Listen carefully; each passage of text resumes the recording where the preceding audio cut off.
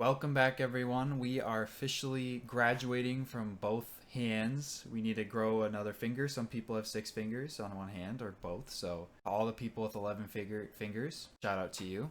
Episode 11 of the Average Fan Podcast. If I look like I'm not very excited, it is because I have had a very rough week in terms of football. Same. I've had a really bad week, like really bad week in terms of football, especially considering.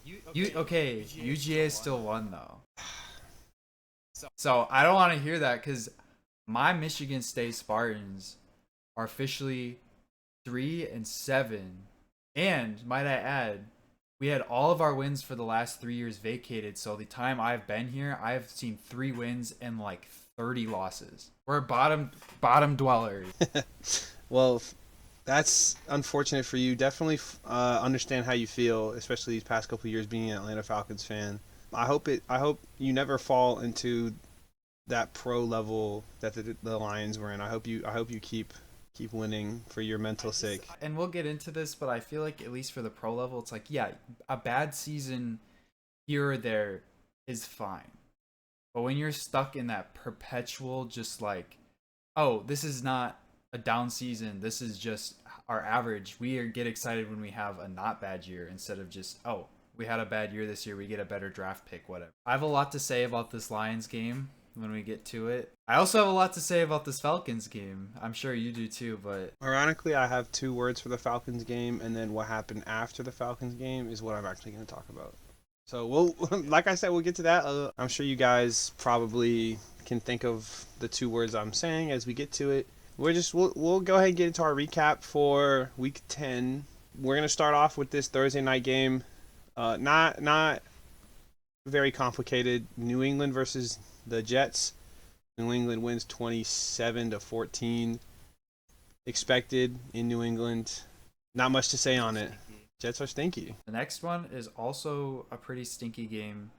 I did pick Miami to win. They did. Neither of these teams are good. Surprisingly, Tua had no picks, but again, nothing that interesting from this game. Just kind of as expected. This was the first game ever in Madrid. At least they got overtime. Real stinker. 3-point victory. This next game is another game that's kind of fallen, the way that you would think. Cincinnati Bengals versus the Pittsburgh Steelers. There's no magic here. They get whopped 34-12. Mason Rudolph came in as well. Yeah, because Aaron Rodgers broke his wrist. And Jamar Chase got suspended for a game for spitting on a player after a scuffle halfway through the game. I'm surprised they still won, but I guess the Bengals defense can just make any quarterback look elite. That is true. For an actually interesting game this week, we have Jacksonville blowing out the Chargers, which I have to say I was really surprised when I saw this. I was extremely surprised myself, to be honest with you. Again, Trevor Lawrence kind of suffers from the same thing about Bryce Young, which we'll talk about, but like he just perpetually doesn't seem to be able to pass for more than like 180 yards a game, and also like can't stop throwing picks. But like somehow, some way, this Jacksonville team has put up 29 and 35 points in back-to-back weeks, which I'm very surprised about because they are not Played very well since the beginning of the year. Offensively, they didn't even play that well this game. The only player that really played well was Travis Etienne, just because he had 2 touchdowns, 19 for 73. Nobody else really played spectacularly. They let up 35 points. The offense of the Chargers is not good. They don't have a rusher, as like an actual rusher as their league rusher. They have a quarterback. And then the Jacksonville defense played really well, but not like astoundingly well. Yeah. I think they got outcoached and outcalled. But yeah, I mean, it's just a blowout win. Very shocking. I'm sure if you're a Jaguars fan, you probably had a blast. This next game here, another interesting game. We have the Bills versus the Buccaneers. This is a 44-32 shootout. Josh Allen had 6 touchdowns. 6 total touchdowns. Crazy, yeah. First player to do that twice, have 3 passing and 3 rushing. As you guys know, I went to the Falcons game. I went with a friend who actually started Josh Allen, and he's tapping me on the shoulder every time he scores. He's like, "Look," and it's just kind of. I mean, this is a legacy game right here, man, and I'm happy it happens to a division rival. I thought the Bucks would win this, but I'm not surprised that they lost, especially with Josh Allen. Just kind of what he does is put the whole team on his back. Baker didn't play very well. It's not really his fault, but it does feel like we're getting to the part of the season where teams are starting to kind of diverge in terms of who is good, who is bad with consistency. So I'm really curious just to kind of see where these last 7 weeks end up. Yeah, when it comes to knowing what team is good, it's definitely very separated. Buffalo, even though they have a bad defense, they're definitely coming away. Tampa kind of sliding away. I think they came out of their bye week 6-2. They've lost two straight. Bad teams, they're really starting to look bad. And the middle teams aren't really. There's not really many defined middle teams outside of a couple. Which, as we go into this next one, we have. Bears are leading the NFC North right now. That's tough. That's a tough one. That's like the Saints leading the NFC South right now, or the Panthers, I guess. I have no words. 9 is not good. Nope. I think in most other worlds that the Vikings would have destroyed this Bears team, but like their quarterback is just so abysmally bad. 9 is just not it. Ben Johnson's calling a good game. He's finding ways to win, but he's doing it excruciatingly painfully. With another painful game too, we have Houston at Tennessee. Tennessee was winning this game 6-0 at one point, and I wasn't ever like, oh, Tennessee is gonna like win, but I thought that Houston would still do better than this. I know it's a divisional game, but both of these teams are not very good. Unfortunately, I had to start Woody Marks in fantasy. He didn't really do much, but I did bet on Nico Collins and I got it. So, very nice for me. The Texans are a mid team, as we're talking about it. They're literally 500, 10 games in. So this is just a mid off. Well, mid versus bad, but that kind of evens out to mid. The NFC South, or AFC South, my bad, surprisingly is kind of, and I saw this graphic talking about it, but division leaders, so the Kansas City Chiefs who went 15-2, Texans who went 10-7, and I think it was might have even been the Lions, like at 6-4 or whatnot. I think it was an AFC team though. I'm just kind of having a brain fart. I don't really. But how they were division winners, and now all of these teams are poised to not make the playoffs as of now. I know for both of our teams, we're not really doing very well. Yeah. I guess I shouldn't complain because the Lions are still 6-4. That is also true. There's a lot worse of a position to play in, and as upset as I can be, it still is a lot to be grateful for. We're spoiled as just NFL fans to see things get really switched up this year. It's not often this happens, so I'm very excited to see where the season goes. I'm gonna try to get into a different team besides the Lions because I think, and I'm sure you know how this feels, but like I need to get excited about watching games that are not a game where I'm like just upset if I lose. And one of the ways that happened for me was I actually just played games more, like Madden or NCAA, and that kind of just, once you start recognizing names, then you start having reasons to watch other teams. Yeah. Watching the Chargers for Justin Herbert or the Chiefs for Patrick Mahomes. People watch the Lions for Jahmyr Gibbs, that kind of thing. Yeah, so it'll come with time. Just kind of like knowing names will come with time. I'm kind of going through that with baseball right now. It's hard to watch baseball unless it's the Braves. So whenever we start sucking, it's also difficult to stay like interested because it's basically like you're watching Madden or you're watching MLB The Show or 2K or whatever. I think that's a good way to see it. I do want to do a better job of. I mean, again, we're gonna get to the Lions game. I'm not like mad about it. It's just like I have a lot to say and we'll see. But it's just like I've been spoiled as a Lions fan since I got in. I think this is the first year of like really being, an NFL fan and just being like, yeah, I think my team just isn't as good as I thought it was, and that sucks. That's okay. And we can go into this next game, which is Carolina at the Falcons. Bryce Young throwing for 450 yards. Michael Penix is out for the rest of the year. Drake London is hurt. You kind of know how I feel like you probably felt like your season was already kind of over, but this game to me really like solidifies that. The worst part is like our team, like this is one of Michael Penix's best games before he got hurt, surprisingly. I know he only has 175 yards. He got hurt probably late third, early fourth maybe.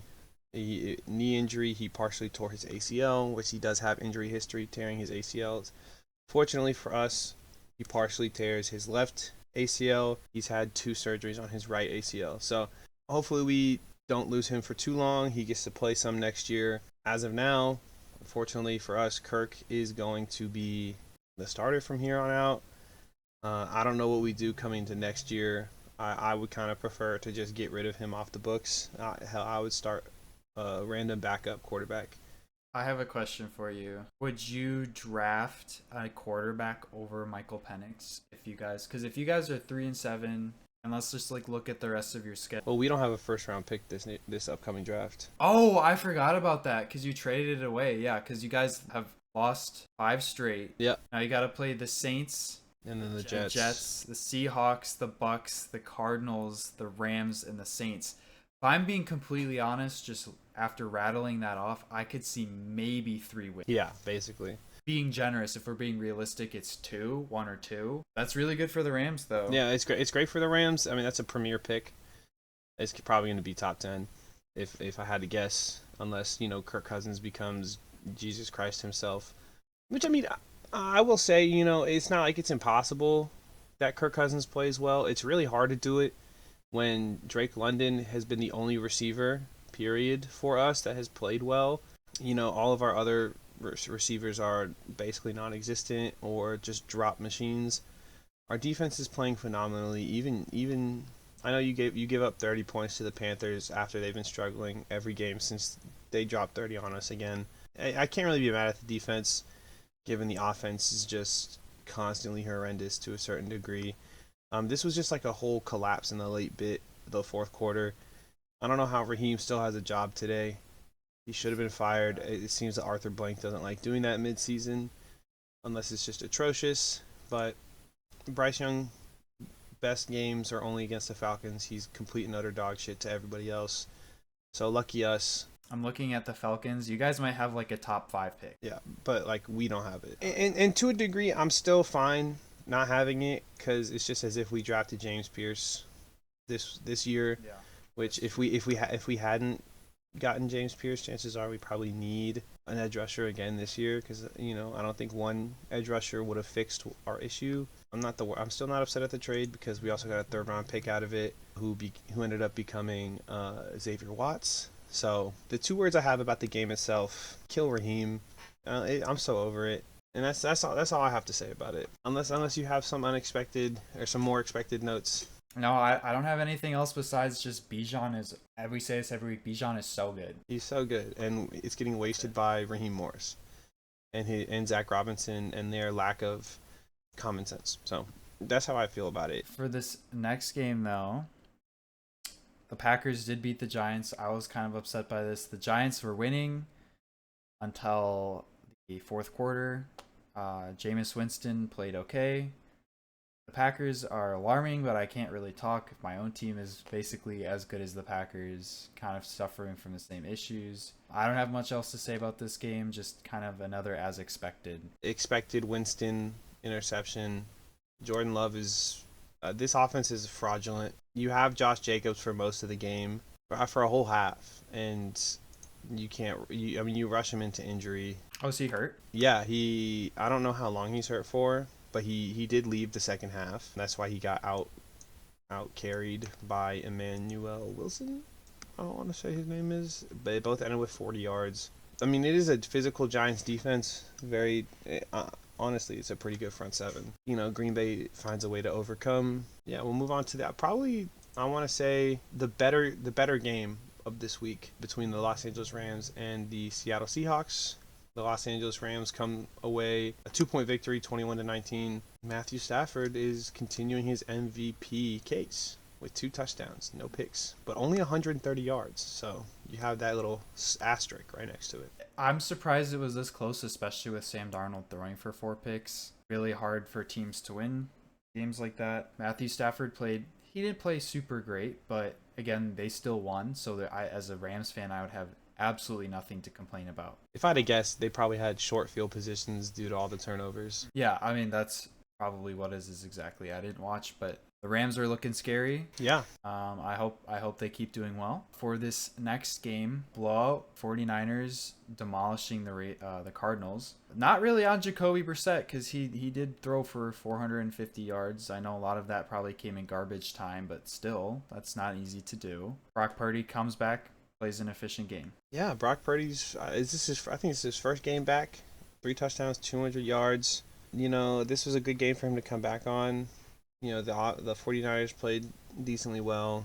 Brissett's got his 2 picks, but Yeah, I mean, you can't really do much when you have no run game and your leading receiver, Michael Harris Jr., is out. Michael Wilson, he still put up 185 yards, which is excellent. You know, Jacoby Brissett's the type of quarterback that can get that thing dealt out, but, you know, still lose by 20. Yeah, moving on to this next game. We have the Baltimore Ravens versus the Cleveland Browns. Shedeur Sanders made his debut. He did make his debut. He played the last little bit due to Dylan Gabriel coming to a head injury. Played absolute dog shit. You can definitely see how he doesn't play with the first team. Kevin Stefanski ended up saying that was the first time he had ever taken first team reps since being drafted and doing training camp stuff, you know. And then on the other side of the ball, you have Lamar Jackson, who's also not playing well, but you do have Derrick Henry, who played exceptional. I am seeing, as of 3 hours ago, Shedeur Sanders will be starting against Las Vegas, making him the 42nd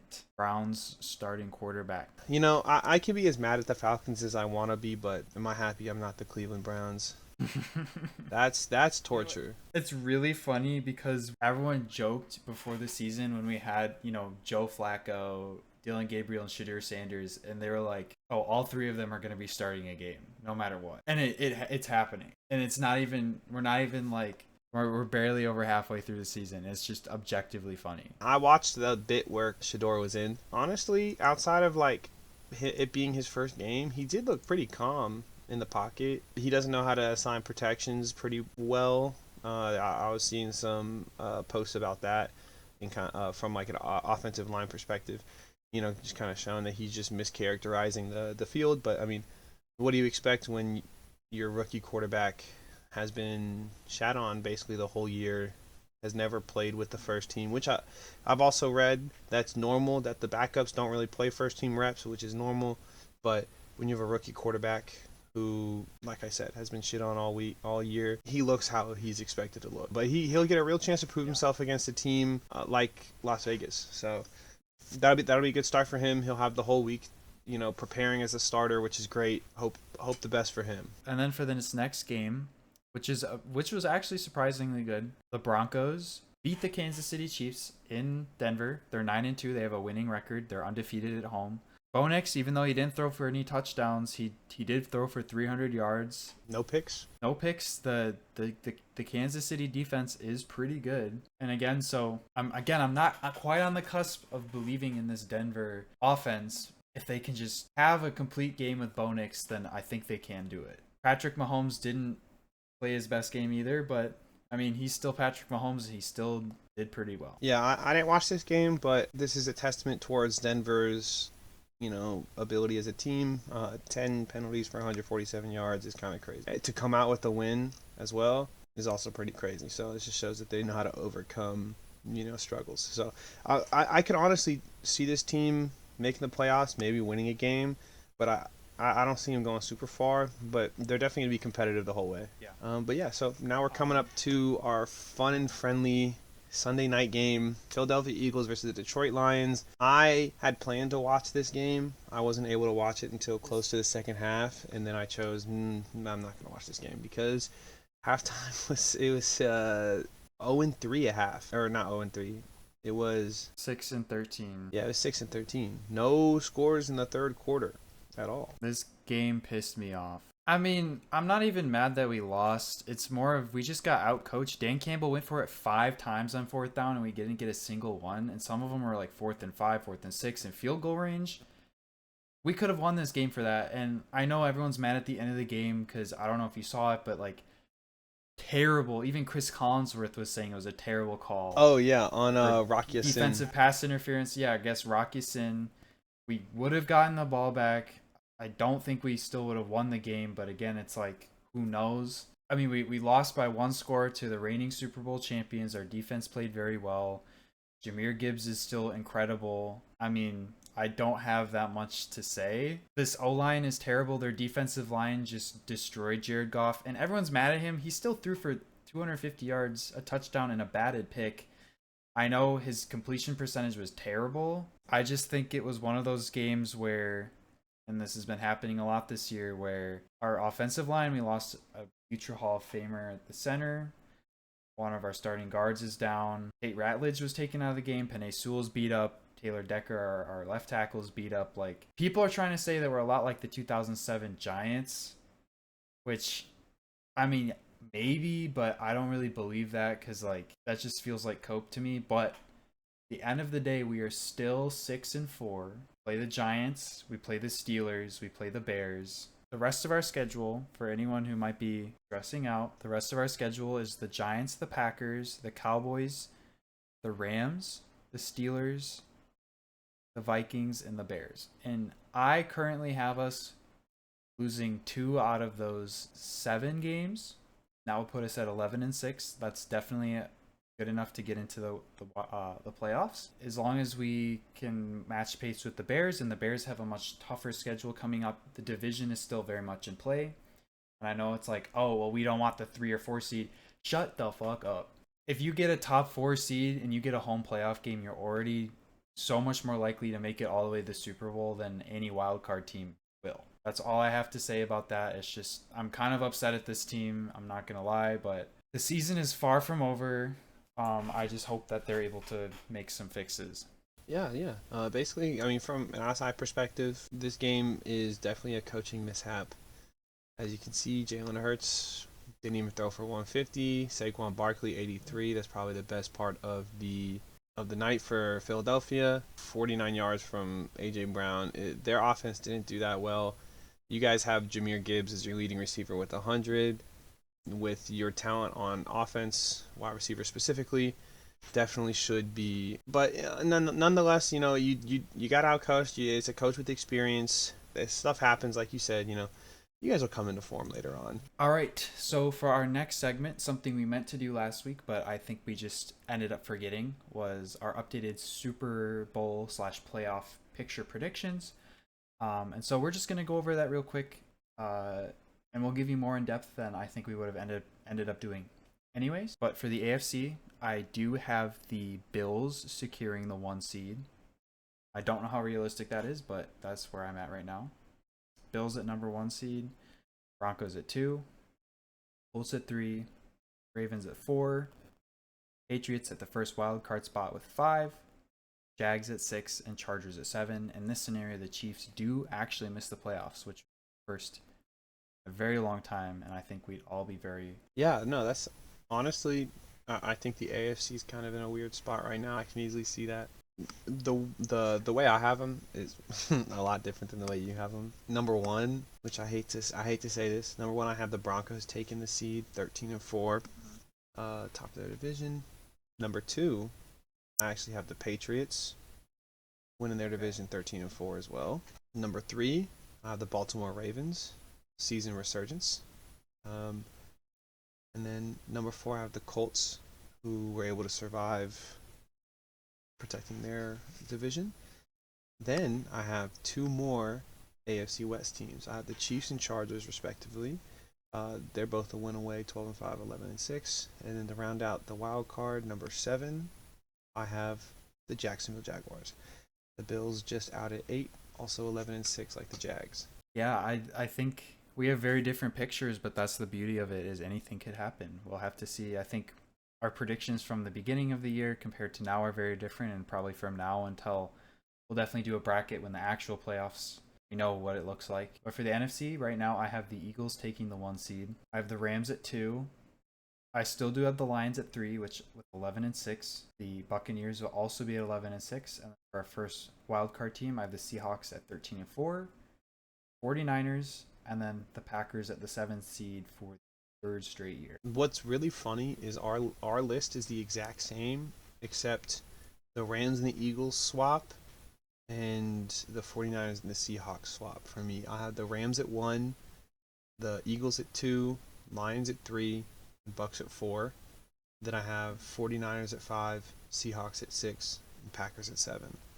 So it's actually kind of funny that the NFC's definitely a lot more clear. When I was, when we're going through picking these games, it was definitely a lot easier to choose NFC matchups than it was AFC matchups. Yeah, so for the AFC side of the bracket, we first have the number 5 Patriots at Baltimore, and I do have the Patriots winning this game.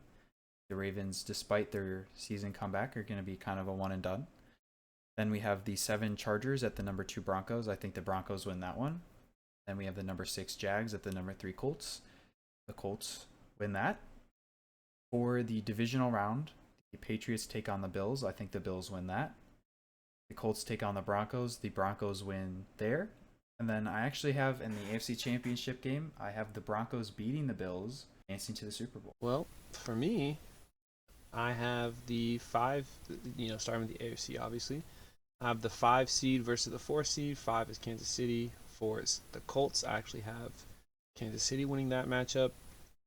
Next, I have Baltimore playing the Chargers, the 3 versus the 6. I have the 3, which is Baltimore, taking that. Number 2, Patriots versus number 7, Jacksonville. I do have the Patriots taking that one.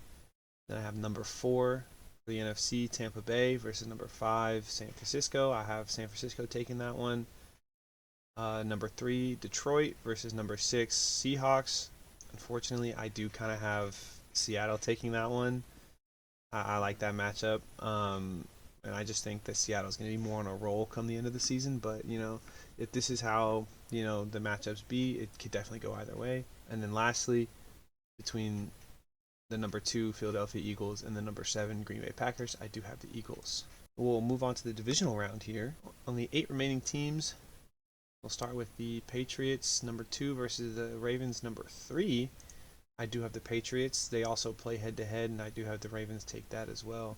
I don't think they can handle Lamar Jackson. And then we have the number 1 Broncos versus the number 5 Kansas City Chiefs. And this one's a tough one in division. I don't see Bo Nix being able to outperform Patrick Mahomes in such an important game. So I'm going to take the Kansas City Chiefs. Now we have NFC number 2 Philadelphia versus number 5 San Francisco. I just like how San Francisco operates their team. I don't like how Philadelphia has been operating. I think this is kind of when they spiral out of control. And then the last game we have the Rams versus the Seahawks, number 1 versus number 6, and I do have the Rams taking that one. For my NFC side, I have the number 4 Buccaneers taking on the Seahawks. I do also have the Seahawks winning that first game. The number 2 Rams taking on the number 7 Packers. I have the Rams winning. The number 6 49ers taking on the number 3 Lions. I think the Lions win their first game. And then for the next game, I have the number 1 Eagles against the number 5 Seahawks. I have the Eagles winning very narrowly. And then the number 2 Rams against the number 3 Lions. I have the Rams winning. The Eagles versus the Rams. I have the Rams coming out on top, which means it is a Broncos-Rams Super Bowl. And I do have the Rams winning and Matthew Stafford getting his 2nd ring. Hopefully MVP, Super Bowl MVP. And if it's his last season, then that is a great note to end on. I have, for the AFC, the number 3 Ravens versus the number 5 Kansas City Chiefs. I do have the Ravens taking that one. For the NFC, I have the number 1 Rams versus the number 5 San Francisco 49ers. And I do have the Rams taking that one for a Super Bowl matchup of the Los Angeles Rams versus the Baltimore Ravens. And this is probably going to be a nice offensive shootout with spectacular plays made on both sides of the ball by both teams. This would be a great game. I would love this Super Bowl. And I do think Matthew Stafford takes the cake here once more, retires as a Super Bowl champion with his 2nd ring and his probable 2nd Super Bowl MVP. So different paths, we'd same all be result. very happy about that. But that wraps up our special segment this week. I think next week we'll get back to kind of teaching some stuff. But to our next segment, we're going to go to our week predictions for our games. I think for week 12 on the entire season, I am currently... Give me a second, I am currently 97-65, which I'm pretty happy about. But anyways, for our first game, we have the Buffalo Bills going into Houston. I think the Bills handedly win this one. For this game as well, I do have Buffalo taking it. I don't know if CJ Stroud's going to be back, so if they face Davis Mills, based on how he did last week versus the Titans, I don't see you beating a high-powered offense like the Bills. For this next game we have Kansas City Chiefs versus the Indianapolis Colts. This is going to be an interesting one. You do have the Colts coming off of a bye, but you also are at home in Arrowhead, and I don't think the Colts have faced a team that could give you the amount of pressure that the Chiefs have. and can give out, especially with their loud ass stadium. So I'm going to take Patrick Mahomes and the Chiefs here, even though they have been on kind of a funk. I think this is the first one we're gonna disagree on, and with what we just talked about with like the playoff picture, I think these are kind of the games that make all that difference. The Colts are coming off a bye week. I think they're kind of upset with the sloppy game they played internationally. I still have the Chiefs ending the season with a 10-7 record, but I do think the Colts come in and send them below 500 again. For the next game, we have the Patriots at the Bengals. This is another pretty easy one. I think the Patriots just demolish the Bengals, especially with how well their offense is playing. The Bengals seem just completely dead in the water right now. It's kind of sad. So I like the Bengals as a team, but they just don't have a good defense, and you can't count on like a 40-year-old Joe Flacco to come in and just play. He's throwing for he's playing so well, and even though it's like you can't just have a one-sided good football team. The Bengals are definitely interesting. They do have Joe Burrow, I think, practicing. I don't know if he's going to play. This game against the Patriots is probably not the best game for him to come back to. Nonetheless, I mean, even if he does come back, we don't know how good he can possibly be. We don't know how intensely they'd be throwing him into the pit. Nonetheless, I do believe the Patriots are going to take this out.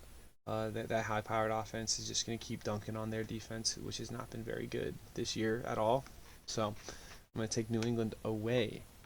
This next game here is going to be between the Baltimore Ravens and the New York Jets. This is pretty much a landslide. New York. No, this is pretty much a landslide. Baltimore, especially being at home.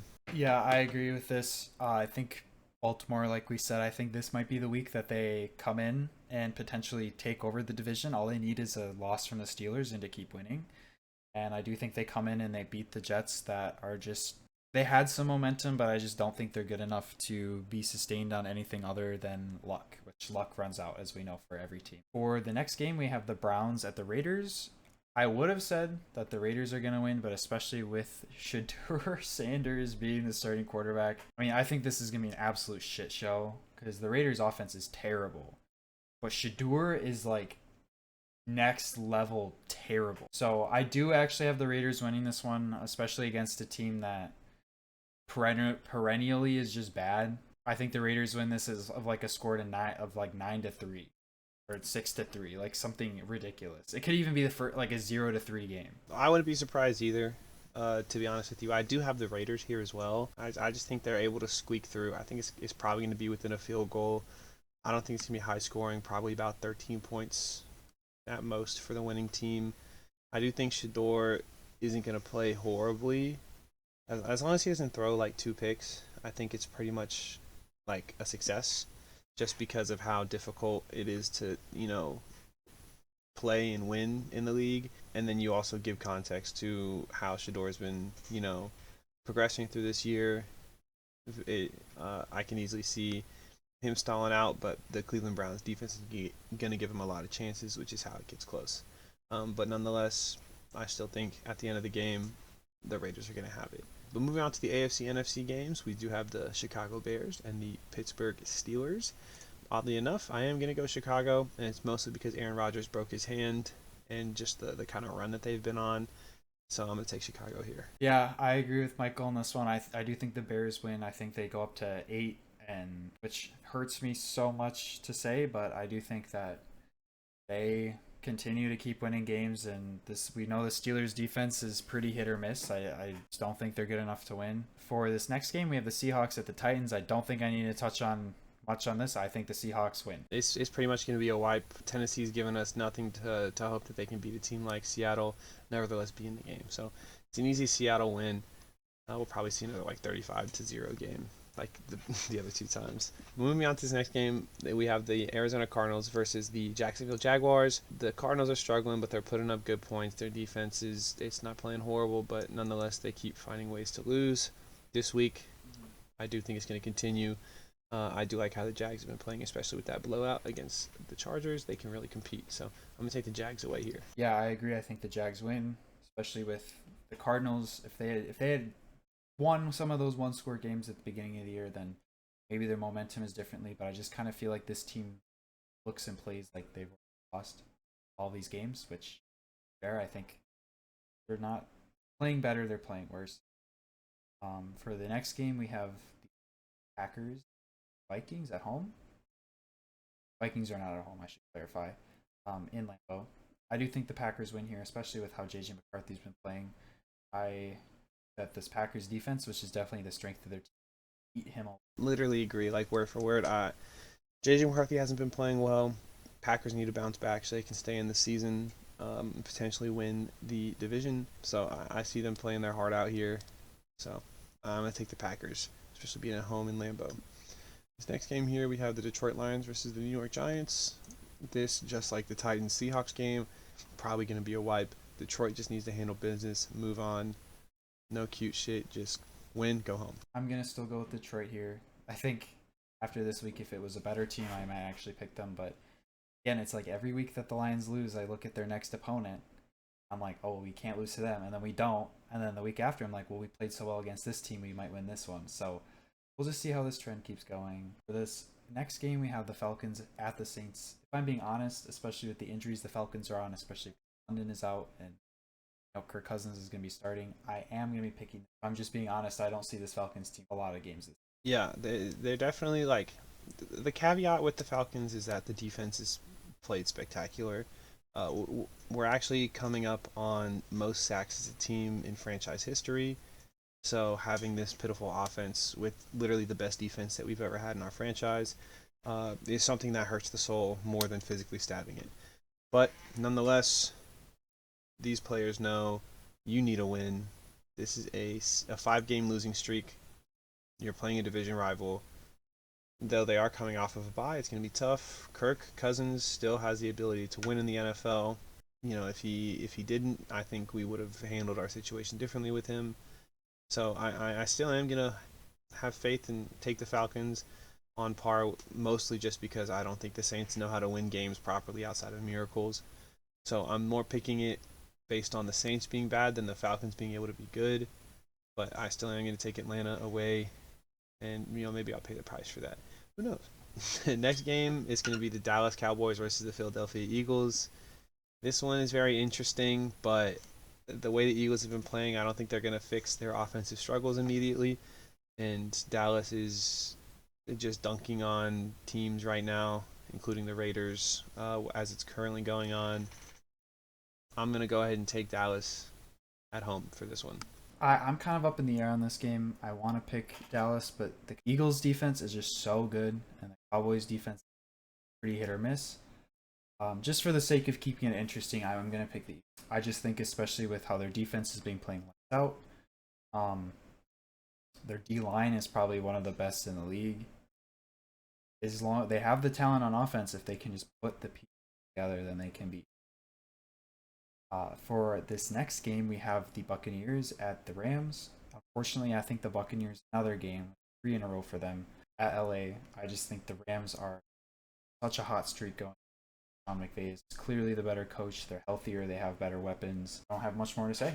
The Rams have just looked so spectacular, and their team is generally pretty healthy. So it's really hard for me to pick the Bucs away with such a weak team. So I'm not. I'm going to go ahead and take the Rams here. I don't think it's going to be a dominant showing, but it's definitely not going to look like this Buffalo game. I do think it's going to be a bit bigger of a gap, as the weaknesses of Tampa Bay are easily going to be exploited by a god-tier coach like Sean. Now, moving into this last game, another god-tier coach in Kyle Shanahan playing the Carolina Panthers at home. Got to bring back up. Brock Purdy is healthy. The rest of their defense is healthy. This San Francisco team is exactly what we thought it would be, minus Fred Warner. And the Panthers are going to have a bit of a confidence and ego on them.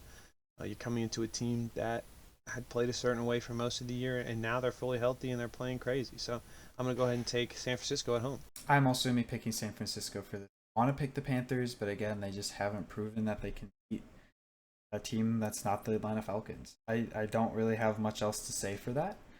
We want to go into our next segment, which is fantasy football. Just a brief recap of our fantasy football week. I am currently second place in the league Michael and I are in. I am rattling off my 8th consecutive week. This week I did all right. My best performer was Trey McBride with almost 30 points, and then my best was actually Bijan with 30 points, and then Trey McBride with almost 30 points. And I think those 2 picks alone have kind of kept me. I have a 99% chance of making the playoffs. Hopefully I can secure the 1 seed, but it looks like Michael and I will probably hopefully be playing each other in the playoffs at least one more time. But yeah, that's my week. How was yours, Michael? I would hope to meet you in the playoffs, but it seems every single fantasy team and player that I have are starting to have this insane downfall. Justin Herbert put up nothing. Josh Jacobs got injured. Started RJ Harvey because J.K. Dobbins was out. I just needed a running back in. He got me 8 points. Cool. Jamar Chase got suspended. He only put up 6 points. Drake London put up 19 even though he got injured. Kyle Pitts didn't even get me 4. TJ Hawkinson 6.9. Bills defense 4. My kicker gave me 9. The fact that my kicker is my second highest score is astounding. I do have a 23-point Steelers defense on my bench, which would have got me the win, but they're leading right now. My opponent is, and unfortunately, I have no more players, so I've already lost. For the other league I'm in, I'm currently losing by 19. Javonte Williams is my running back who's on the field. They have gave him no touchdowns, so it's not looking good. He only has 8 points, and it's literally the same thing, except Jackson Smith and Jigba and Bijan have 20 points and then 30 points respectively. Everybody else pretty much gave me some stinkers, while for the second week in a row, I have to face a team who has a running back that put up 3 touchdowns. They have Trayvon Henderson putting up 32. And then A-Chain also had 21, and then the rest of their team was able to put up at least double digits, which got them the win. So I just have to eat this. This is I think it's my 4th loss in a row in this league, but it's gonna be my 2nd loss in a row in the other league. In this league, I'm talking. Well, who knows? Who knows what'll happen? Who knows? We got a lot of season right left now. still. I'm pretty sure I'm getting booted out of the playoff spot that I've been holding all year. In our league that you and I have together, I'm pretty confident that I'm gonna make the playoffs, at least wild card it. I'm still gonna be 7-4, so it's not impossible. It gets harder by the day to to win when half of my team is getting injured or just completely underperforming. But yeah, that's pretty much it that we have for you guys today. It was a bit of a shorter episode, so I hope you guys enjoy. Quick business. We will be back week 12, obviously. That's pretty much it. Thank you for watching as always. You guys have a good rest of your week. Bye bye. Yep. Bye bye.